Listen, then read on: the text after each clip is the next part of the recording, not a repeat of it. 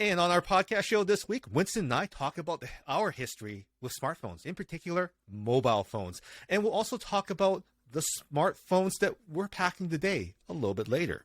But first, I want to ask you, Winston, how's your week been? Oh, my week? It's been great. I'm doing shopping as usual. I love shopping, you know that. Yeah, so I got myself an LED lamp. That's pretty cool.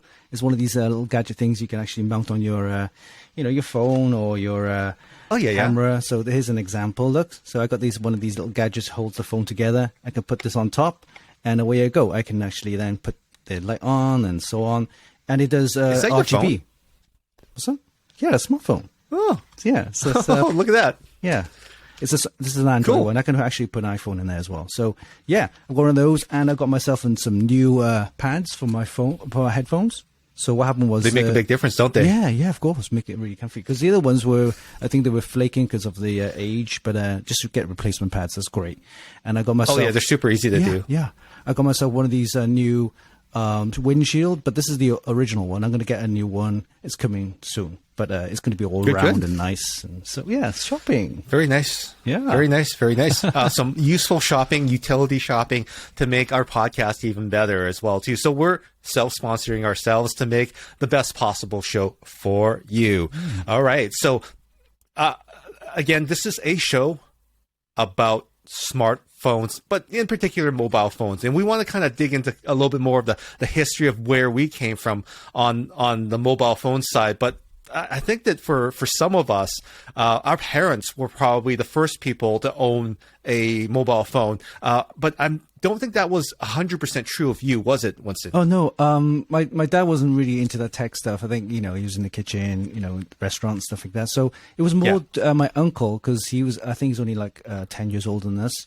So my uncle and my older brother, they're the ones that were a bit more geeky, a bit more gadgety, that kind of stuff. So they got their first mobile phone, and it was one of those big bad boys, those Motorola things. Yeah, so the 80s phone.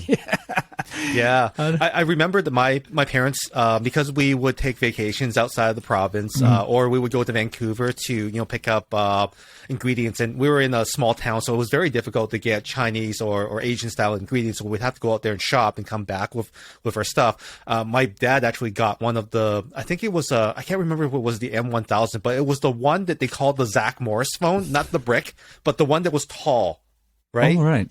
The tall one with the stubby antenna that would last only 20 minutes if you didn't charge it. What, 20 minutes? Yeah, it was ridiculous. And you would have to charge it in this funny cradle. You could have a car charger with it and everything like that. Came in you could get a leather case for it and everything. Yeah, I remember those. Man, that thing was huge. Yeah, and back then the call chargers were crazy expensive, right? I remember. Yeah. Yeah. It's like $2 a minute or something like that. It was ridiculous. $2 in money back then, I think. But that's a lot of money. But didn't they say that the original kind of mobile phone technology was actually it came from the military kind of experiments they did, right? And, it did. And the Motorola. And I think they're still using GSM. It was GSM before, right? And it's still GSM in the rest of the world. Yeah. In Canada, we had CDMA and some of the other network, which we abolished pretty quickly. But CDMA was the transition into GSM and GSM into our modern networks today. So it was the precursor, because in Canada, we never had the SIM cards. In the US, it took a long time for us to get the subscriber identity module, SIM cards, right? Yeah. So this was, I think, for you in the UK, it was pretty much everyday business.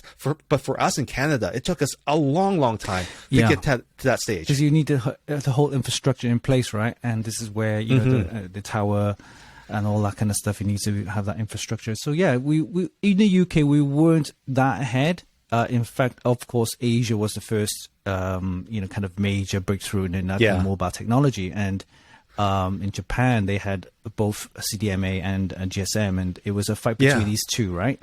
Certain countries had CDMA, like Canada, and then some of European countries had GSM, and it was just literally. I remember you had to choose which kind of mobile technology on the phone. You could either get a CDMA phone or a GSM. Well, that's like early days. But I'm glad now everything is, well, they kind of still using GSM, but it's more the 4G network, 5G network, and that stuff like that. So yeah, and the SIM cards are now evolving to virtual SIMs and everything like that, which is kind of the same as what it was before when you would register an IMEI number and that would become your phone. So I think it's a hybrid of the two. The convenience of having an electronic SIM card is great, but it kind of feels like the past a little bit without the SIM card, which you snap open and you put into the subscriber identity module tray. I like the way, when you're traveling, you could just, okay, I'm going to buy you a local SIM card. You just whack it in. And nowadays you can't do that. You can. With the newer phones, you have the eSIM and optional SIM card slot. And the eSIM supposedly is programmable. So it all depends on which country you are. You can then get that app, or it's actually automatic anyway, to program that eSIM for that country. So, yeah. You have to think about it. It's actually less wasteful, mainly because there's a little bit of gold on those SIM cards. That's why they're expensive, even though they are given free for most subscribers. And the plastic on them, like it's not sustainable to do that, because the cards, they have to print like thousands of them, and then they go out of they expire, because I think the amount of information that gets put on them, they it's start only a small amount upgrading of KB that they store information. Yeah. KBs. Oh my God. KBs. Okay. That's right. Wow. Speaking of the past, I mean, we're talking about a subject that a lot of people are very much into, mainly because it was, for many people, it's their first taste of independence, especially now with a lot of the kids. When they get their first smartphone, they are independent. They have a whole new world around them. And this starts with the parents getting them a smartphone. I myself have one child with a smartphone. I didn't want to give her that smartphone, but it was mainly because out of necessity, she was traveling a lot. And it's one way for us to keep tabs on her and make sure that she's safe. And of course, there's the tracking technology, which allows me to either shut off her phone or turn it back on and ping the snot out of it to make sure that she's picking it up. Yeah. But, what was your first phone? Like when did you get your first phone? And, how old were you? And, like what kind of plan were you on? Like, and why did you pick that phone? I think my very first one was just a Nokia, right? So it was one of those, very popular. with the LCD screen, kind of black and white. But I think it was during the 90s that they had a lot of like aftermarket kind of casing and all flashy aerials. Those little flashy LED aerials when the signal comes in, it flashes. And make your signal worse. Microwaves on your head, God. like. But we had those, and then people were playing around with ringtones because you have a funky ringtone, and it's like, it's unique. But before that, I'm talking about my older brother and my uncle. They didn't have any of that kind of stuff, so it wasn't anything fancy. It was just a black kind of like phone, the big chunky brick one, and they moved on to the StarTech. I remember the Motorola StarTech. That was one of those small things that you have the flip. Because of the buttons, the speaker part would close the buttons. So that's pretty cool. You flip it open, and you got So he had those. I wasn't into that yet. I was still young. I was in my teens, and then late teens is when I got myself a Nokia, and that was pretty cool with my friends. And I was texting, and but the phone calls were still expensive. The texting was about, I think at the time was literally like 10p a text. 10p, I would say, would that be about 12? Oh wow, a quarter. That's about a quarter. Same. Yeah, what you call a quarter, right? Per text. Back then. That was expensive. It was. It's a lot. So we go like different plans, and we choose different plans. Hey, this plan is offering, I know, say 1,000 texts per month. So okay, cool, go for that. Moving from the Nokia, I think we had a transition to color LCD screens, and this is when I got myself the Ericsson. I can't remember which model it was. It was one of these cute little things with blue, kind of shade, kind of metallic. Kind of, I can't remember. Okay. But anyway, it's one of those with color LCD screen. So you had a little animation on there, but it didn't do much. It was just still texting. It's still cool. It's just for show. Just for show, yeah. And after that, it was the Ericsson, the other Ericsson, another one. It was the Ericsson. It was like a what do you call it, a candy bar kind of phone with Walkman. So it was Sony Ericsson, and they put the Walkman kind of feature on there where you can put your own SIM card, your SD card in there, and you can put all your music right? And you'll have an MP3 player built in, that kind of stuff. So that was pretty cool. I had that for a while. And that was pretty much the first phones I had. And then I moved on to an HTC. That was one of my first smartphones. Okay, so you would call this probably, you went feature phone, and we're going to get into feature phones again in another section. Sure. But, you know, like this is pretty early on. What Nokia did you have? Oh God! Was it the 6000? There was the 6000 series, and then I had the 72010 yeah, one of those small, really compact ones, because they were pretty cool, because all the girls had it. And I thought, okay, I'm trying to impress Now, when the them. Matrix came out, there was a phone in the UK called the 8110. 8110. Did everyone have that as well? Yeah, I didn't have one that. That snapped open? My brother had that because it was an expensive phone. And when the Matrix came out in the 90s, and you just click that button, and the whole thing just slides down. It's like so iconic. Cool. Yeah, so iconic. Yeah, that's so cool. Man, like in Canada, it was kind of the Wild Wild West. Like you were mentioning earlier on, the world fought the war to figure out that they wanted GSM. Yeah. In Canada, we were still having a civil war. So the only GSM carrier in Canada at the time, which was around the late 90s, was actually a company called Microcell. They brought in GSM technology, and they were branded as Fido.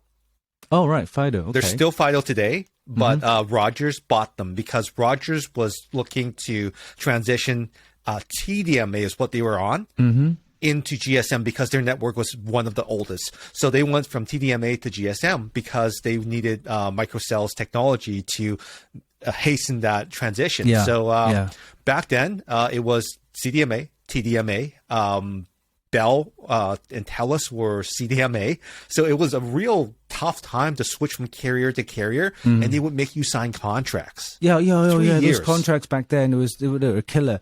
12 months was kind of norm, but when we were late teens, early 20s, 12 months is a long time, right? So, and then moving on to they've moved on to 18 months contracts. Now it's 24 months. And some of them are 36 months contracts. That's ridiculous. Yeah. You know, 3 months was the standard in Canada for many, many, many years. Yeah. Because at 3 years, they would give you the phone for free. Right. Oh, and that was the grand appeal, is that all the phones for free, but you were actually paying for those phones every single month that you were on the contract. Because you're on the contract and you pay monthly, Exactly. Yeah. So when Fido came out with their plans and everything like that, it was pretty simple. They made it $100, what was it? $20 for 100 minutes, $40, $20 for 200 minutes, and then $40 for 400 minutes. And then they had a 100 for 1,000 minutes. Okay. Inside each one had a certain number of text messages for free. And then after that, you paid the 10 pence, which was 25 cents. I think it was more like 10 or 15 cents. But, you know, this was something that the market was trying to figure out. How many texts would Canadians send? All very new to us, because for many, many years, I didn't actually text as much as I used to pick up the phone. And that was inconvenient for me because picking up the phone was what people did. So my very first phone, and this is like 2007. Oh, wait, no, not 2007, 1997, 1998. My very first phone was a Ericsson 388, which was the one with the long antenna that you could pop off. Oh, right. Yeah, I remember that. It had the face that you can pull off, like it was the flip, right? So it would flip open. This isn't the color one. This is the back then, the LCD monochrome version, right? And that thing would always crack and fall off. So I would keep dialing people, and the battery on the back was nickel metal. No, it wasn't even nickel metal hydride yet. It was NiCad, but they made it a nickel metal hydride upgrade, so you would stick that on, but it would be twice the size, but it would give you 36 hours of battery life for something crazy like that at the time. And did you have the pouch to go with it? Oh, of course you had the pouch. You had to have it clipped on your belt because that was the way that you did it. So you walked around with that thing, and it was so cool, right? Yeah, I remember.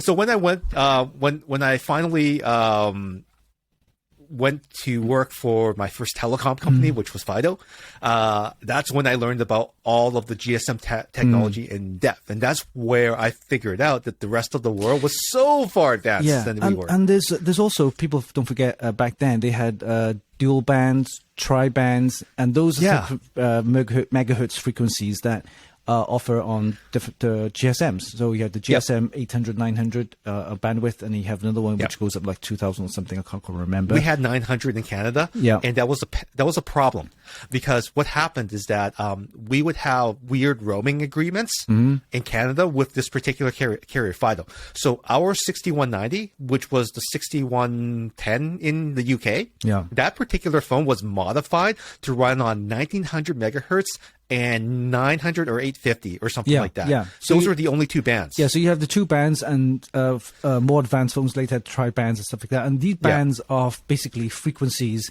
that, the airwaves, basically. Yeah. And each government, each country are very strict on what type of band frequencies are being aired because of, emergency kind of broadcasts. There's also a clash with like emergency services, and also government military stuff as well. So that's why they have different bands. And I think luckily a lot of the government and emergency services run on a higher band, I think, which doesn't affect all the mobile phones. So we had dual bands mostly in the UK.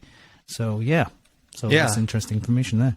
No, it actually shaped the Canadian way of doing things, because you never had this in the UK, but we actually needed another module attached to our 6190 or 5190. It was called the surfboard. This module actually attached to the phone, and it allowed it to access the CDMA networks in Canada to roam across Canada. Otherwise, the roaming would not work. And we were charged a special rate for roaming on these networks in remote areas, because TELUS, Bell, they had the bigger networks at the time, right? So if we wanted to roam on their networks, we needed to buy this extra piece, which would add like a centimeter and a half of width to our 6190. Oh, really? Yeah. And it would stick out at the top. It had an extra antenna. You would put the battery on top of that, and you would use it that way. So that was the only way that Canadians could reach a nationwide network. Whereas you in the UK, you might have different networks, but they were all still running on GSM. I think even back in the 90s, the European central government was still quite strict with that kind of thing. They won't allow you to sell two phones, CDMA or GSM. If you're going to sell a phone, if I was Sony, if I was Ericsson, whatever, Motorola, I need to make a phone with both. In the phone. So you get CDMA and GSM in the same phone. That's right. So you won't need to buy two. And that's why Europeans, some of the laws are okay, for consumer protection. I believe that is, because now you have the new, I think the news announcements about having the whole of Europe now having just USB-C. Yes. You won't see any iPhone lightning cables. And that's a good thing, right? USB-C. Yeah. It's absolutely a great thing. So in Canada, we were still fighting the Civil War, and we actually had an Ericsson that it was sold throughout the world. It was this little tiny flip version like mine, but now using a modern, probably lithium polymer battery, smaller, had a color screen, had a flip on it and everything like that. It was called the World Phone for us. Oh, right. I remember that. I remember there were certain brands that had the World kind of title, allowing you to roam globally. That's right. So it worked in Canada, 800, 1900. It worked in the US. It worked in Europe, and not most parts of Asia, not Japan, because they had their own thing at the time. But it was finally a GSM phone where you could put a subscriber identity module, a SIM from another country into it, because it was also one of the first phones that were unlocked. Oh, yeah. Because all the phones in Canada were locked. Every single one. Yeah, I remember back then, all the carriers locked their phones. And the reason why is because they want to keep you on the network, right? That's right. And, you don't want to go to a different plan or different subscriber and stuff it was such a big deal that it was a pain in the ass. Did you guys have legislation that had to be put in place for that to be opened up? No, actually, it was down to the carrier. Okay. And eventually, I think the law kicked in. It was late 2000s. That they said it wasn't right. Okay. It wasn't illegal. It just wasn't for the consumer. Anti-competitive. So they had to get rid of the lock from the phone. But yeah, that was a pain in the ass because I remember because you're traveling to Hong Kong, for example, as Asia, they use a different network and stuff like that, and you couldn't put a local SIM card in there. You have to have it unlocked, and a lot of guys in Hong Kong or Asia, they know how to do it. They know how to do it, right? So we would get the phones and we go back there, get it unlocked, and then be able to use different SIM cards. But definitely something that it was a pain in the ass back in the late 90s and 2000s. They even had these little subscriber identity module mini SIM adapters where you could actually it's a ribbon cable. You put your original SIM in first, and then it dummies off it another one that sticks on the other side. So you would put the first one in, you put the other one in, and it only worked with Nokias because they had flat backs. So when you put the battery back in, it would actually trick the network into unlocking your phone and then letting the signals through, the call through. Right, yeah. They had all these little all these tricks. Was the little I won't say gadgets, but they're little things that the workarounds on that. So there was a lot of there were a lot of things that we did in the past that seemed like, oh my God, you people, you live in the dark ages, right? We didn't have any touch screens. No. We were real physical buttons, and when we had to text, we had to what's that because we had just numbers. Predictive text. It's called T9. That's it. T9. So it was just numbers 1, 2, 3, 4, 5, 6 all the way to 0, and within say number 1 it had ABC. Yeah. Number 2 had D, E, F. Right. So you have to type in those keys to get the text. That's right. It was crazy. And there was one time I can't remember. It was early 2000, I think. They had the T9 competition. Yeah. To type in the fastest text. Oh yeah. Using that format. I was in a competition for that once. It was actually quite amusing. Really? I don't remember it. It was with LG sponsored the thing, and they wanted to see is it touchscreen, is it T9, or is it like a full number pad? But there were so many funny things that we did. I mean, you had a Motorola Razr, right? I did one eventually, yes, because I loved the style of it, and back then it was really expensive. I'm talking, $600, $700 back then. It was today's money. It was like $2,000. Yeah, and it was one of those classy phones that only the rich had. Yes. And and I thought, wow, this looks so cool. Yeah, it's super thin, and it was the nice keys, it's kind of metallic feel to it. Yeah, it was so good. I was not rich enough for something like that because I knew that I would hate myself if I broke it. So I went with the Nokia 3310, and then eventually they brought out a color version of it that had the first color snake. Oh, game. Really? I can't remember what it was called, but I'm just blanking. But it was blue and white. It had the shell on it that made it indestructible. So you could drop it. It was splash proof and everything like that. It was the same size as the 3310. It wasn't as heavy, but the battery life was better. It's just I'm just blanking out. I think it was like a 3910 or something like that. Don't quote me on that. But you could, if I saw the phone today, I would absolutely know that was my phone. Yeah, and I'm talking about the battery life. Back then, the phones were fantastic. You can just charge it once; it'll last you like 3 or 4 days. It's like, nowadays you can't even go with like half an hour. Oh yeah, but the battery life was fantastic during those days. Oh, because you didn't need to do anything else with the phone. It was just for calls and text, and that doesn't take up any. And the screens were small. There weren't any touch screens, right? Yeah. Unbelievable. But hey, if you folks out there, you're watching this and you're enjoying our show, make sure that you let us know by commenting. I mean, all of us had a smartphone, and we would love to hear your thoughts on some of your favorite phones, or maybe someone that can identify the phone that I had, because I can't even think about what the name of it was. The numbered phones from Nokia, right? Let me know what that phone was. They have so many models, you wouldn't know which. I can't remember the numbers, but by now. Yeah. But and if you're a national carrier or a phone company that wants to sponsor us, make sure that you hit us up on our email. It's our podcast show at gmail.com. Link in the description. Yes. Okay, so I want to move on here because you talked about a phone that you were getting into, which would be the early feature phones, and that was your Ericsson, which would have the color screen, the micro SD cards, which were very expensive back then. Tell me a little bit more about that phone. Oh, that phone, it was, I think I wanted to have, because, I'm a PC guy, so I wanted to have something similar to what people were doing on their Blackberries, because the Blackberry was really designed for business, right? Yes. Emails, and they had that clunky keyboard kind of thing. I never really liked that kind of phone. Yeah. Because it just had too many buttons on there. It was great for emails, I guess, and that's why business users took off.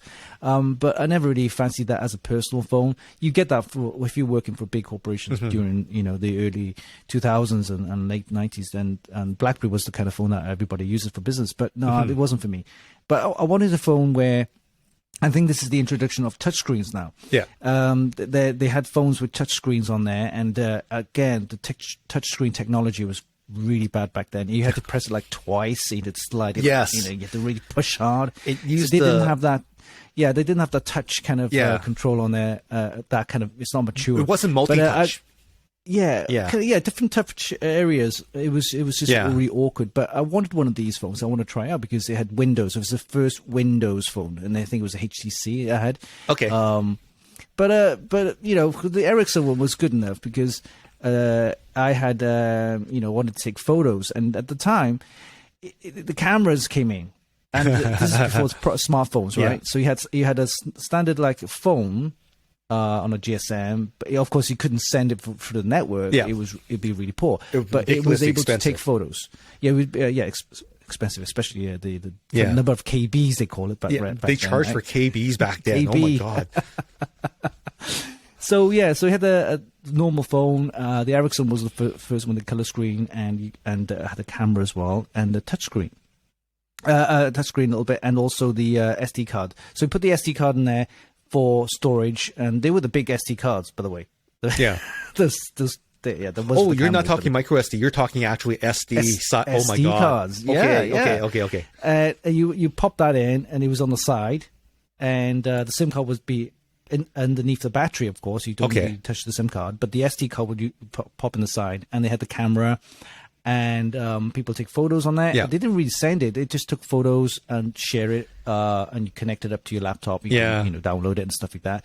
But yeah, that Ericsson phone I had for a while because it had I think it had a community of users which allow you to place screensavers on there, different ringtones, and you can actually download some games on there. So it was the pre kind of phones before the actual smartphones kicked in. Yeah. And it was a great phone. I had it for a while. It was 80, I think it was 88. i880. That sounds about right. I do remember that phone. I do remember the series because in Canada we didn't get that for a very, very long time. It would have come out in Europe like a year or two ahead, and then we would have got it. And that's why it's for that phase of my smartphone, not even smartphone, feature phone ownership was super vague because I didn't actually get into it because there was nothing appealing to me at the time. So I saw I had a handspring, I had the Palm Pilot, then the Palm. I never played with the Palm Trio though. I thought that thing was ridiculously overpriced, and when I was playing with it in the store, it was so slow because it was trying to be too many things at once, and the processing power back then, it just couldn't handle it. But my favorite phone, my favorite feature phone of the time, and this was, I think, was more of a North American thing, especially with the teenagers, I guess, was the Sidekick. Did you have that? Sidekick. I heard about that, but we never had that in the UK or Europe because it was something that, I don't know, they didn't really like typing at the time. A Sidekick, you had the buttons, right? Yes. Yeah, that kind of flip over. The phone flipped over. It opened up. You had a huge screen. You had emojis and icons. It was like, if you look at how kids today use their phones for emojis and smileys, that was the demographic that it went after. Because on T-Mobile, you could have this device. I think it was a Kyocera. I can't remember 100%. But it was... it was just such a fun device, and I really enjoyed using it. I thought that it was so easy to use. It sent text quickly. It allowed me to do other things, to listen to music. I mean, it was just, and I borrowed that phone for quite some time because my roommate at the time was a Rep 4 Fido. So it was on that network. It was available there. And I just had a lot of fun with it. And but eventually they went away. They just didn't support it anymore. So I was like, what's next for me? Well, I got into Windows CE. I did it in Hong Kong. I got a unlocked phone. So I knew that when I brought it back here, it would be okay. It cost me the equivalent of, I think, about 450 Canadian or US dollars. So that was expensive back then. and it was back then. purchased outright. And it was called the Dopod. I think it was the 888. Dopod, yeah. Yeah, the real Dopod that flipped open. That's right. Yeah, you had a Dopod, and that was HTC, I believe. HTC Dopod, yep. Yeah, and I had one of those as well. After the Ericsson, I decided to go with Windows because I wanted to check emails. I wanted to do integrate with my PC and stuff like that. So it wasn't a Dopod. It was the next one up, HTC One, I believe. I can't remember one of those. Yeah, touchscreen. But go ahead. Yeah, like you remember the phone though, right? It had the flip out screen, so it was really small. Like it was the size of a Nokia 3310 when you pocket it, but when you flipped it back out, it reminded me so much of the HTC. The keyboard was great. I had a good time with it. It worked really well. The screen wasn't touchy. It was very hard to touch. So like you were mentioning, but it was more than made up for in the keyboard. I could type emails. I could send things. I saw my schedule and everything like that. It was everything that the Palms were, the Trio was, and also the Sidekick was in one device. And I had that for a very, very long time, all the way up until I think the hinge broke and then it died. But of course, no warranty in Canada because it's not a Canadian phone, right? Yeah. Yeah. So, it was great for me. I think back then they had also the smart. This is the early stage of the smartphones, and everybody was fighting on the OS. Yeah, because then we had this. I think Nokia came up with the Symbian OS. Then of course Windows CE. They also had the Blackberry OS for the Blackberry phones, and then they had another one. I can't remember. It was the Palm OS, of course, for the Palm. Palm OS. Palm happened a couple times. WebOS. That's their WebOS. That's right. system. Yeah, and everybody was fighting over kind of the OS system for the smartphones, and I was using HTC One. I think it's called the One. I can't remember quite. When the One came out, I skipped it. I still have my Dopod. I skipped it. I skipped it completely. Yeah, I got it. I thought, okay, this is one of these first smartphones. Yeah, it looked better. It looked better than the Palm OS and all the Palm series, and it looked better than some of the Symbian stuff out there. And I thought, okay, this is compatible with my Windows. I can put Windows stuff on there, or drag and drop, whatever. It worked quite well for the PC, but then I realized that the actual touchscreen wasn't really that great. And of course, during then, it was the early stage of touch technology, and it wasn't working well. But moving on from there, I think before we'll talk about Apple in a sec. During the time, iPods was also blowing up big. And that's iPods were great devices for listening to MP3s. And when they announced the Touch iPod, which is basically a touchscreen iPod version of it, touchscreen with an iPod, it was really something that people were thinking, hey, this could be used for something else. Yeah, and we'll talk about that in the Apple section. I'm sure. Well, coincidentally, the iPod wasn't actually the first smartphone that Apple brought out. The E1 Rocker was actually a Motorola collaboration before the iPod became a touchscreen device that we now know is something else, and we'll talk about that in a sec. And that device actually crashed and burned. It wasn't very good.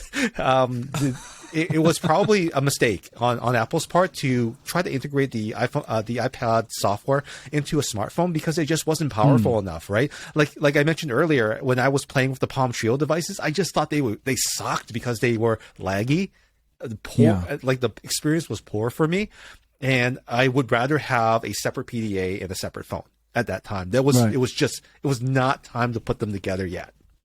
Yeah, I think it was timing because at the time people were just kind of getting used to using the phone as a phone or using the phone as a kind of like the PDA. Smartphone didn't exist. It was all about having a PDA type of phone where you can do your calendar schedules, blah blah blah, and emails on a phone, which you could use to make calls and texts and stuff like that.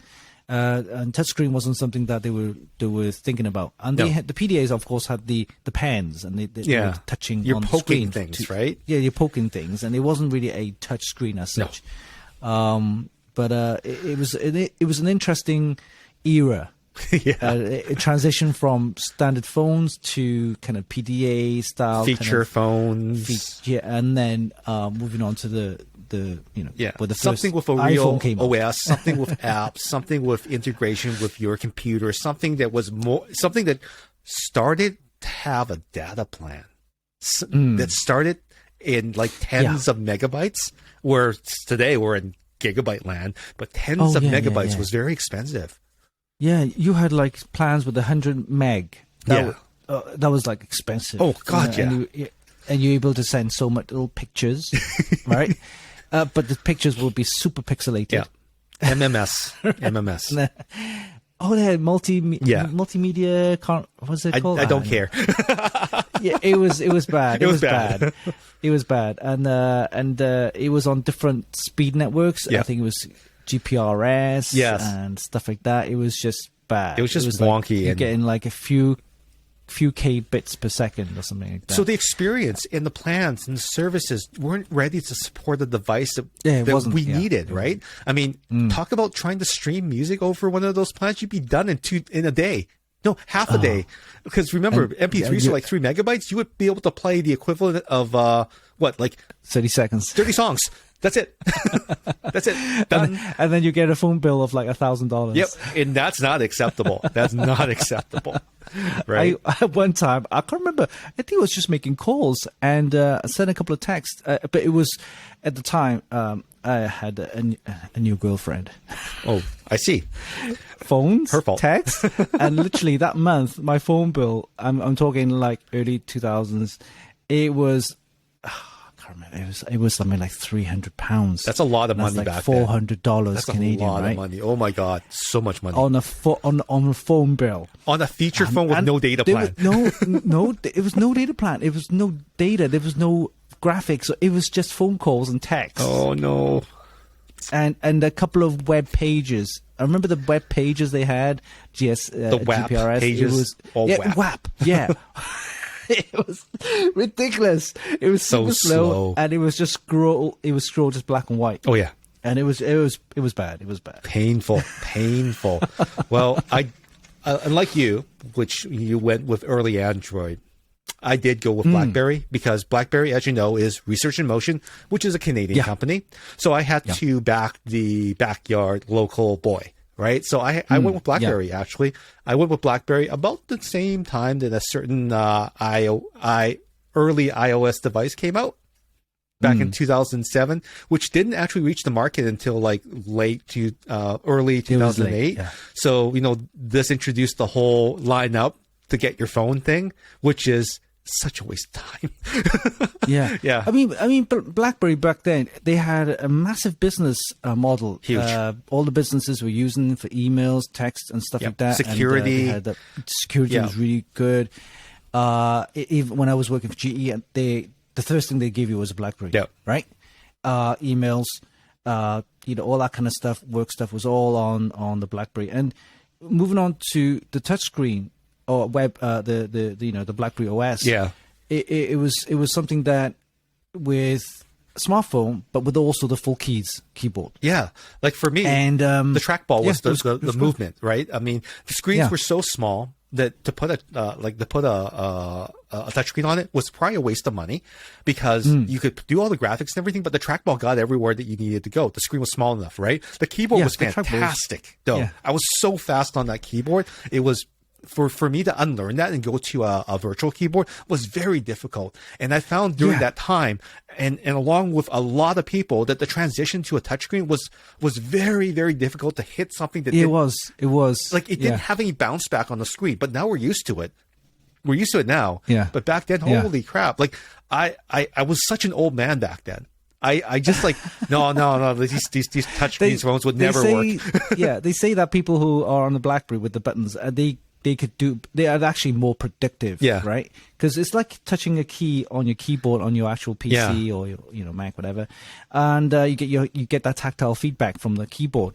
With the touchscreen nowadays, you don't get that, but they have clicks on. If you notice on the smartphones now, they have that click to give you that kind of audio feedback. But like I said, the transition from physical keys to touchscreen was quite difficult. I found it quite difficult, actually. I could type on my BlackBerry keyboard with my eyes looking at you. It was a full. It's literally a full QWERTY keyboard. It was kind of miniaturized, wasn't it? I knew exactly where I was the whole time, and I could definitely just keep typing, do notes, whatever. It was It was very cool.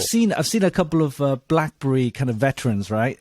I'm talking about older generation, and it was in GE, and he was using the BlackBerry, and literally he was just typing the email in seconds, and then boom, send, gone, and then he'll move on to the next email, boom, boom, boom, boom, gone, next. So productive. It was so fast, and that's why people say.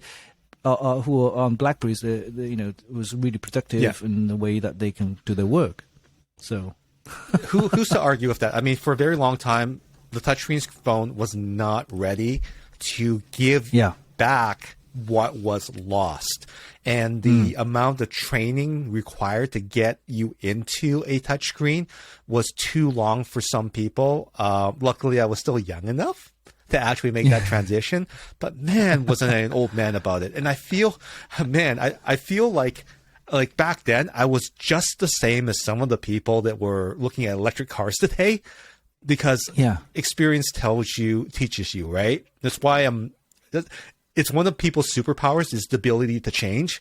And I think that the iPhone experience for me, the touchscreen experience for me, transitioning from a BlackBerry really taught me that if you're going to be the way that you are, you'll never be better. You're just going to be grumpy and old. You just have to kind of slowly kind of learn into the new technologies. And one of the things about the old phones is apps never really existed. No. The apps that you have on the phone were written by the internal engineers. For example, if you're a Nokia phone, then it's all Nokia engineers that come up with the software, and it's already on the phone. Same with the BlackBerry. It was good at one thing, right? Or several things, but mostly the emails and text and stuff like that. And then you go to the Palm OS, who was more PDA stuff, calendars, schedules, and that kind of stuff. Calculators. So it was really designed the apps in-house for that particular phone model, and that's it. And when you mentioned about the iPhone is when before the iPhone, it was actually iPod, and that was the touchscreen iPod, right, for listening to music, and it was good at one thing, was listening to music, and then they moved on to having the touch iPod having apps, right? And when you have apps, different type of apps, like not just audio, music, MP3s, and they had little mini games in there. They had like a little calendar in there. Entertainment. So there's a time zone app. Then you have a weather app and that kind of stuff. And I think from there at the time, Android was just starting off, but iOS was starting already, right? But iOS was really for iPhone, Apple users, iPod and stuff like that. And when you have the Android coming in, because remember, Android is an open source from Google, right? Yeah. It was an open source OS. It was done for the smartphones, touchscreen. And the first phone wasn't even touchscreen. It was actually a physical keyboard phone. Oh, right. Yeah, the very first one. Very first one. Yeah. So you tell me more about that, because you're an Android kind of guy. I'm more of an iPhone nowadays. But go with the Android. Even then, I mean, honestly, even then, like the first Android phones were not worth getting. Like, I mean, I was still on my BlackBerry. I skipped a bunch of Android releases, but eventually I realized that you need to take leadership of Android. And so when Google, I think did they purchase or merge? But anyway, Google became Android became Google, and that was their mobile operating system. And at that time, they decided to build the hardware internally, design it, integrate the operating system. And then the Nexus line was born. So Google Nexus was the first phone that I bought. It was a Samsung rebranded, Samsung built phone with a beautiful AMOLED screen. That was my phone. That was my first foray into what I would consider a modern smartphone with a touch screen, because before that, I was still on the dough pod. I still had that thing. Yeah. The touchscreen, when Android kicked in with the new stuff, they had a lot of because remember Samsung, right? Yeah. And it was it was a Nexus with Samsung phone, Yeah. and the smartphones were a huge thing already in Asia. Right? Yeah. So they had a massive team of people developing Android apps, and as to compete with, of course, Apple OS and their App Store. And they realized then that what makes a phone or a device, a smart device, is able to do things on the phone or your smartphone, not just your calls, your texts and stuff like that, but also apps, different types of Yes. apps. And the Android App Store, they call it the Play Store now, right? Yes. Where you can have different types of apps to do with certain things on your phones. They were competing with Apple, of course, but Apple had their own following. I think Android is a great OS. At the time, early stages, where they kind of iron out the bugs and things like that. And I had a few Android phones. I got one here. It's a Galaxy, I think it's A22 or something like that. It does a lot of stuff, and I had a Galaxy S9. Yeah. They were great phones. I had a ton of stuff on there. They had loads of apps. The only thing that they didn't, I wouldn't say didn't like, it's just that because it was an open source OS, I wouldn't say it was prone to hacks, but it is possible that the security wasn't as great. However, it's a lot better now, of course, with the new smartphones and stuff like that from Android, with the OS. But Android, don't get me wrong, they had technologies and innovative technologies way before Apple has. Some of the stuff they have on right now are, you see the new iPhone features you have now? Android had it 3 years ago. Yeah. Some, great artists, right? And, I think that a lot of that, they call it fragmentation, is basically every manufacturer stop supporting their devices too soon. Too many cheap devices, right? That license the operating system to get it onto their devices, and then they wouldn't patch it. So that gave Android a black eye. So what we're seeing today is that not only has Google taken ownership of the operating system by building their own devices, and you're going to see a whole ecosystem of Android, Google Android, but you're also going to see partners that will be supporting their devices a lot longer than normal. For example, Samsung just recently said that their phones are going to get years of updates. I think it's 4 to 5 years, maybe. Don't quote me on that. Yeah. And if someone can, give us the policy below, do leave that comment below. But it's beyond the first 1 to 2 years that Samsung used to say that they would support their devices. Yeah. So security will be hardening across all devices as these new OSs come out. So with the new Android releases as they come out, the partners that are going to be licensed for those are going to have to make a pledge. Are you going to support this operating system and the updates for this many releases? If you're not going to do that, you're not going to get the device. You're not going to get the ecosystem. And I think that's a smart thing from Android. They've even partnered with Samsung to build the first watches that have updates on them, right? Because before, no one wanted an Android watch. Everyone wanted a Apple Watch because it looked good, it does the thing, and even if you had an Android, you still wanted one, so you would just borrow an iPhone to set it up, right?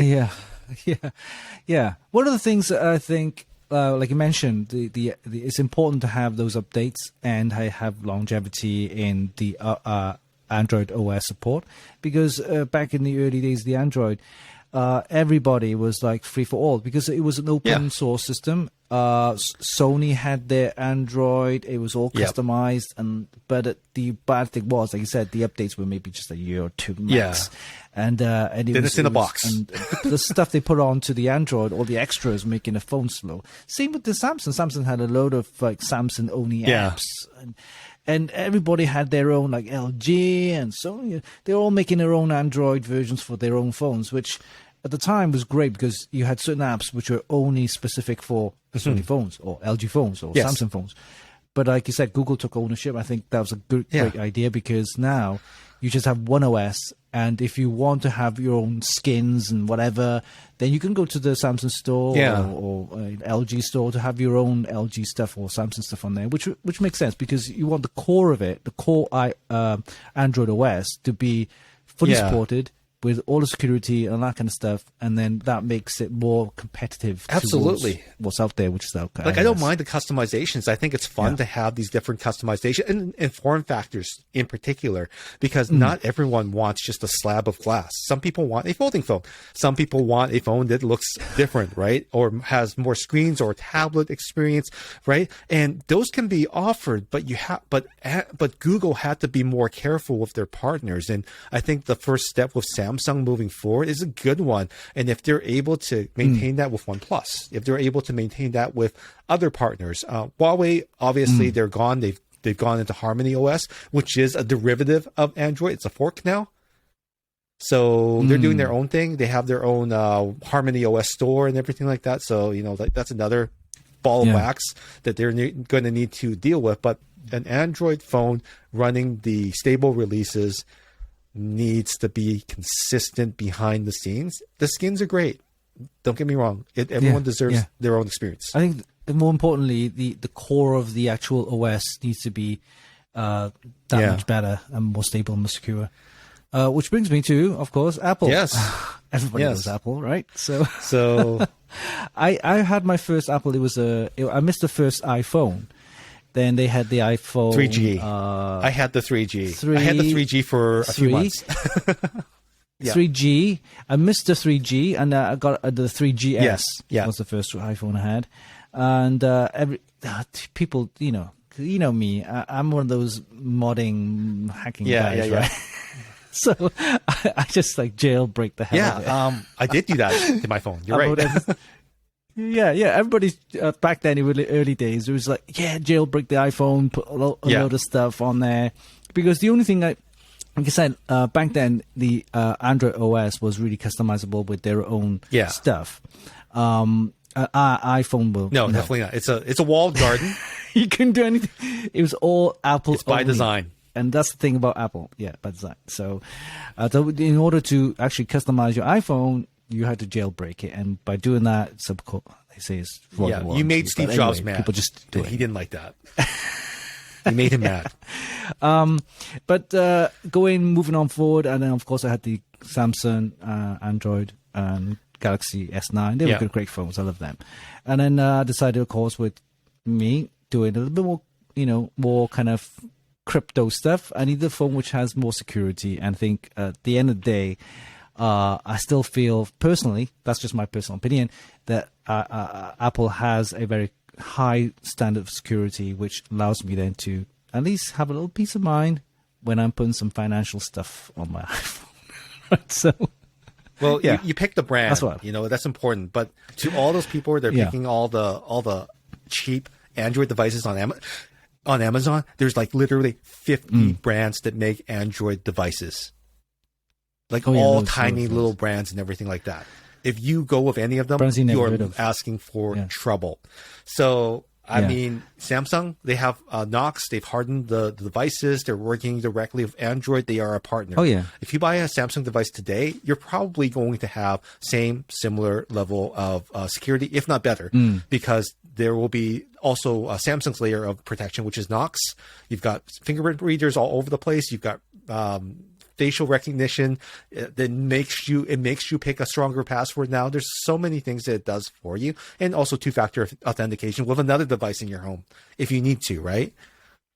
So there's a lot of things that brands can do better, but there's just still too many weirdo devices, tablets out there.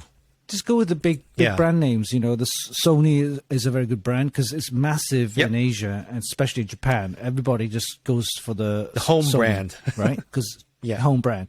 In Korea, North Korea, South Korea, they had Samsung, of course, on LG. And OnePlus is also very good as well too. Like OnePlus. Yeah, OnePlus. And I think a lot of people in Europe as well. They're into their Android phones. Even one of my friends, they got, especially with PC brands, they have Razr phones. OS. They have the Asus, the ROG. And Asus is actually very good. They look great. Asus is very good. Yeah, they know what they're good. doing. But I hate that. I hate that Asus. They tend to abandon things too quickly. Yeah, they're on the ROG Phone 6 now, right? But they have built-in cooling. They can actually get a case. Yeah, one of these cases. You could put your phone in, and you can have another screen. So you have a dual screen gaming setup. It looks. But you also have to realize that of the number 6 that they're on, the last 5 didn't get any updates. They were abandoned. Yeah. Right? So you're not getting the updates. That's something bad.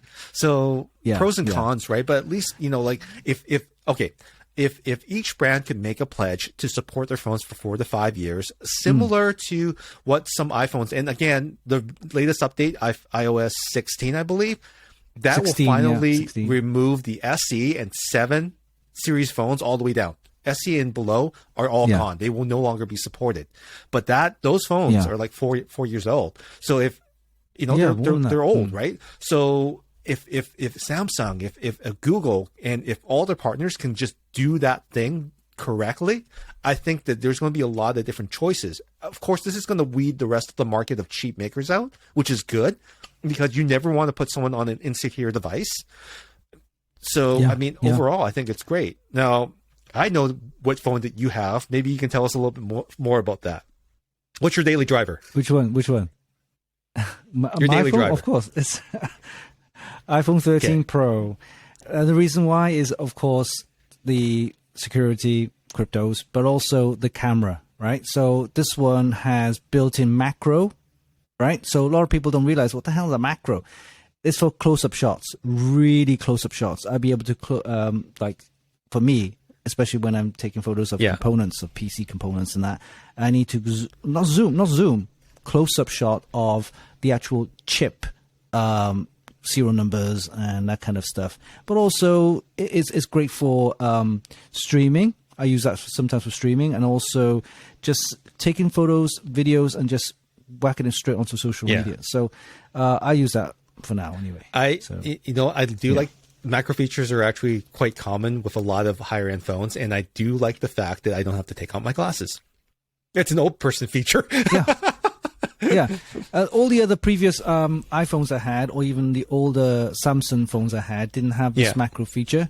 They had the zoom, which is not the same thing, because so I'll have to show you how it looks, because those close-up shots are pretty cool, and I do like some of the camera features they had on the iPhone, but mostly just to really for security as well.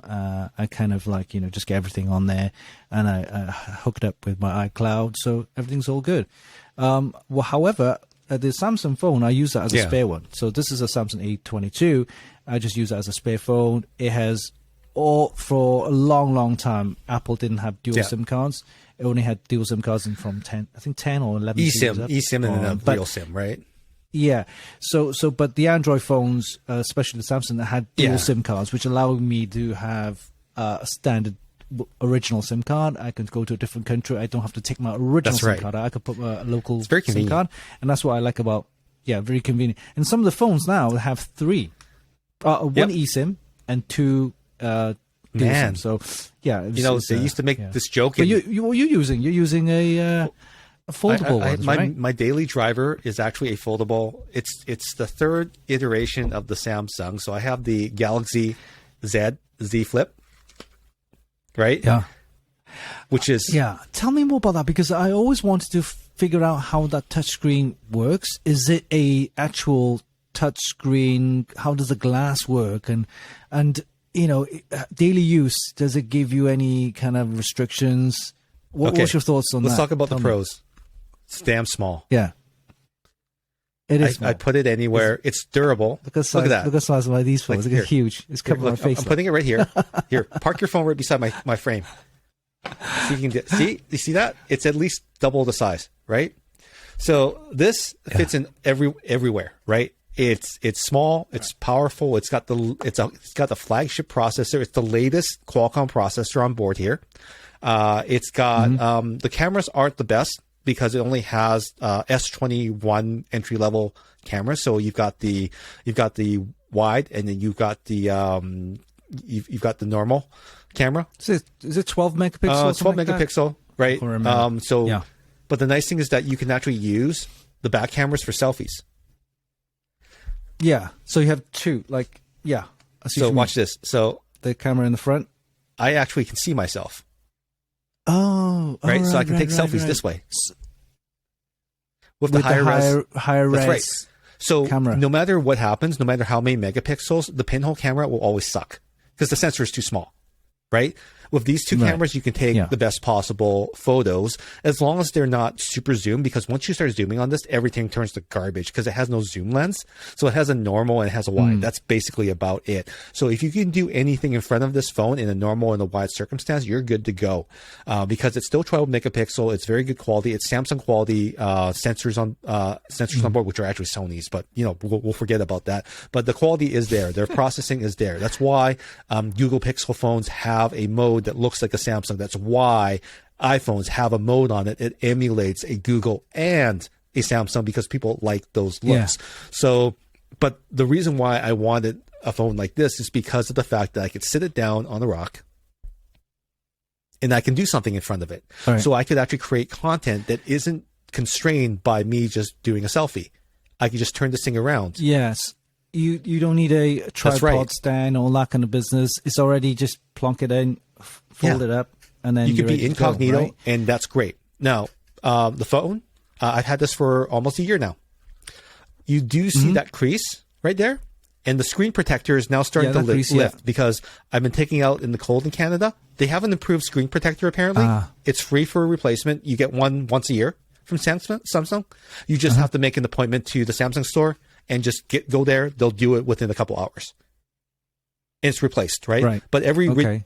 So that is actually only from the manufacturer, right? You can't replace you it can by if you yourself. want, but Samsung recommends that you bring them in. It also gives because you get the warranty warranty and everything. I have an Okay. extended warranty with the purchase of this phone for free. So I'm actually guaranteed for 2 years with this phone because I bought it at launch.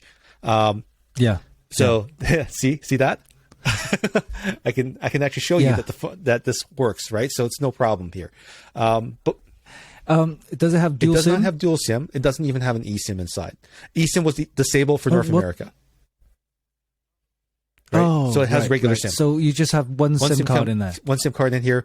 Not such a big deal these days because the phone plans have gotten a lot more affordable. But I would have preferred if there was an eSIM, because then that way I could use my Google Fi as my second SIM. Which would have been great. Now, huge downside. This continues to be my favorite mistake for this one reason. I like everything about it. The screen is fine. It's not glass. It is glass, but it's such a thin piece of glass that's laminated so many times that it's basically plastic, right? The seam I don't mind too much of, because when I know that I'm in the middle of the phone, I can actually fold it with one hand. It's actually not a problem for me. I know it's there. And for anyone that watches Star Trek, I like that. I like the fact that I can do that.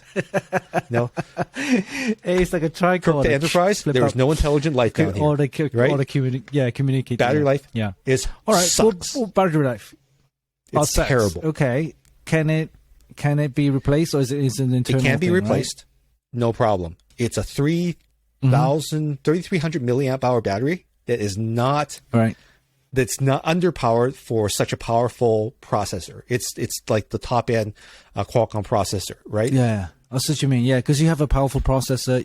It kind of draws a lot of power. It's also got two screens as well too. So there's this screen, and then which is low power, and then when you open it up, it's like I thought for myself, I would just hey, I'm going to triage my messages here on the tiny screen because it uses less power. But what actually ends up happening is that this notifies me to flip open the phone, and I do it every single time. So it doesn't save me power. I thought that would happen. I was wrong. Durability has been very good with a case. Okay. So you say that this is a third generation of they had the flip one. Okay, so they had the flip 3G. Will they have the new versions with better kind of battery life? Do you think the 4 is coming out?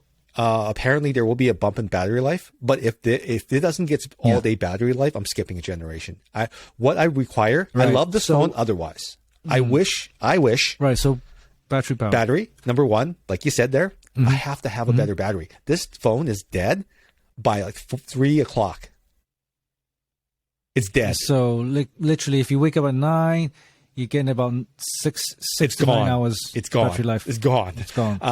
The other thing I Okay. would have loved, and because this affects me, like a small percentage of the time, is I wish it had a real zoom lens. Because it's all Okay. digital as soon as you pinch. It is terrible looking. It looks Yeah. horrible. Well, I think people who goes, like I said, for this particular flip phone or foldable phone is targeted at a certain kind of niche Yeah. market, right?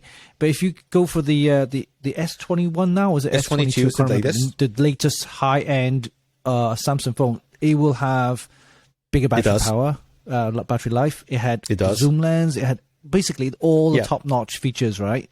But On not a this form standard, factor. smartphone. Look at this. Yeah, not at this enough thing. form factor, right? Because when you talk about that kind of foldable phone, I saw a Android version of the Motorola Razr. I've had that phone in my hand, I was like- and I'm not impressed with it. Did- No. not it- impressed? Okay, tell me what's well, so for bad one about thing, it. the way that it folds, it's Folds. not dust and waterproof. This is is Okay. dust resistant, Oh. waterproof. I've had this in a mineral spring with me. So the fact that they could do that the way that they did is incredible. Yeah.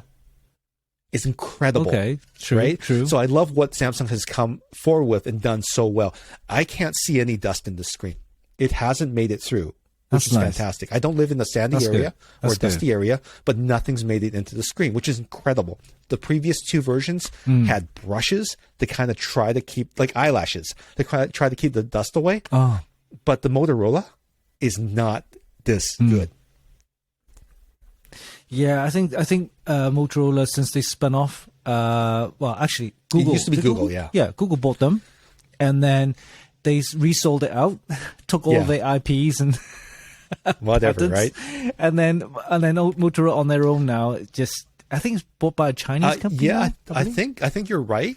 I can't remember. Oh wait, Lenovo owns them, don't they? Oh yeah, that's it. That's it. But those phones though, the new Motorola's are just They're iterative, sucky. and there are too many of them. And I think that's the problem. They're not focusing on Yeah. what they could do the best that they could do. And I think it was a bit of a mistake for for Google to actually sell them off, because they could have created a wonderful brand that ran by itself by people that were competent. Yeah. Because people still the Motorola name, not so much on the brand name, so not so much the technology, but technologies they're still doing the antennas Yeah. and the tower and the infrastructure of mobile networks, and there's still big business on that side. But when we're talking about Yeah. personal brand for mobile phones, the Motorola name still is something that special. people It's a think, shame. hey, yeah, it's special. That's how the first mobile phones were. People in let's say my uncle, The first radios and your in dad, the for example. World Wars Yeah. were created by Motorola, a U.S. company, and Exa- now it's no longer a U.S. Yeah. company. That's sad.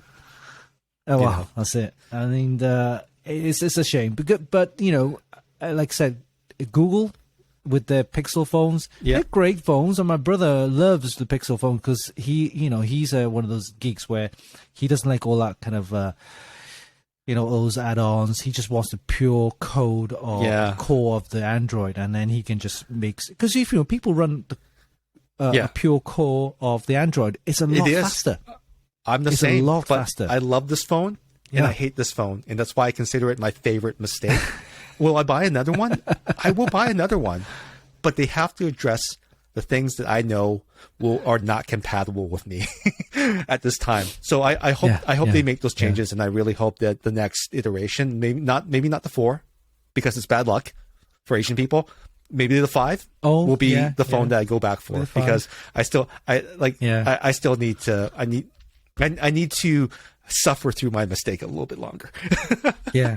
Well, for me, I'm going to keep using this and until I'll skip the 14 if they call I it the don't know what they're 14. gonna do. I'll go with the 1X or whatever X1. But they have the phone. But this because the camera is really Yeah, good they're on not this bad. in terms of filming. They have this cinematic feature thing. So like I said, like all these little gadgets, and eventually I'm going to use this as I won't even need to take a DSLR camera for shows and things like that. So literally, I can pop this onto Yeah. this little gadget, right? So you can see that. This is actually a battery Yeah. charger, right? Built-in battery charger, wireless, Qi charging because it works on the phone, iPhone or Android. So I can use my iPhone in there. I will whack that on there, and I can literally start filming, holding this, snapshots and stuff like that. And then if I need light, I just whack this little gadget, thing in there, and I got lighting. And these got cold shoes mounts on the top and on the side. So I can actually mount a microphone in there as well. So I can start filming right away. So I don't need a hefty DSLR camera to go around shooting. I can just use this. I have to hand it to smartphone manufacturers that phones, the cameras inside, and the way that you can move around very quickly to get your creations done is... every manufacturer needs to be applauded for that. It's changed the way that we create things. Yeah. But having said that, though, definitely. I would never use a smartphone for a professional job. Mainly because... I mean, for your professional work, I think DSLR is going to always be, the main thing, the main tool for you guys. For me, any of the, vloggers or people are on the go. I'll still use it. Don't get me wrong. Like anything personal or anything that I don't bill enough for, I will use my smartphone because I don't want to set up all the other gear. It saved me a lot of time and effort because I can create influencer campaigns with just my phone, and it's been a godsend. It's also convenient. It gets my ideas up quicker. I can do the same shot 10 times without worrying about moving a tripod or anything like that. It's great. But it is. But all your Instagram stuff, or I use my phone most of the time. I have select things that I've set up on a professional camera, but even then, I try to use the phone because I think my ideas flow faster unless it's something that's scripted. If I have a chance to script it, I will bring out a camera because it's the planning, right? If you plan, you should use professional gear. If you don't plan and you're spur of the moment, you can get a lot of wonderful things on your smartphone that influence some of your bigger ideas. So don't make me say that I'm not advocating for the smartphone. I'm not saying that. I'm saying get your ideas and execute as much as you can with what you're comfortable with first. And then if you have those big ideas, do it professionally if you can, because that really shows what you're capable of. Yeah. Oh, yeah. I love the way that the smartphone technologies have moved on so much. And it's geared towards people who, vlog and influence and that kind of stuff, because and so much ease to share on social media and things like that. And especially with things that you can just upload to the cloud, right? So if your phone's limited in, say, you only have 16 gigs in there, whatever, it's not enough space, you just upload it to the cloud. So it's something that back then we didn't have the cloud. We didn't have enough data. Everything had to be on you didn't have enough data. Everything has to be stored on a SD card or memory card, and you had to take that out and stuff like that. But now I don't have enough phone. I'm actually this is only like 128. Yeah, I don't know what this is. For me. Everything doesn't matter. Everything is uploaded to the cloud. Uploaded to the cloud, and I know if I need more space, I just up the plan, the data plan, the storage plan on my. And you know what? iCloud service. What comes down to is that the best camera is always and will be the one that's in front of you. It's what allows you to execute your idea quickly, fast, and with as little effort as possible. And if it's something that you look back on and say, hey, you know what? I can make that even better with a professional setup. That gives you the opportunity to do that because you've tested it already. Yeah. All right. Well, on that note, thank you so much for joining us, everybody on the internet. This is our 14th show, and thank you so much for being a part of our entire journey from show number 1 to show number 14. I do want to ask you to please keep the conversation going with us by leaving your comments below, liking this video if you really liked it. And I know that everyone on planet Earth right now has had some experience with a smartphone or anything, and we've also talked about a lot of phones that we forgot the names of. Please leave your comments below for us if you can. We would love to join you down there. And if you want to snoop at me and creep on me after hours, you can always find me on Twitter at Stephen Fung or on Instagram at Stephen Fung. How about you, Winston? Yes, it's also Instagram at Winston Jim and Twitter at All Winston right. Jim. So you know where to creep us. You know where to find us next week, Wednesday at noon. So please come back for our next podcast. It's going to be there for you to enjoy and converse with. Until then, right on. We'll see everyone next week. Peace. See ya. Bye.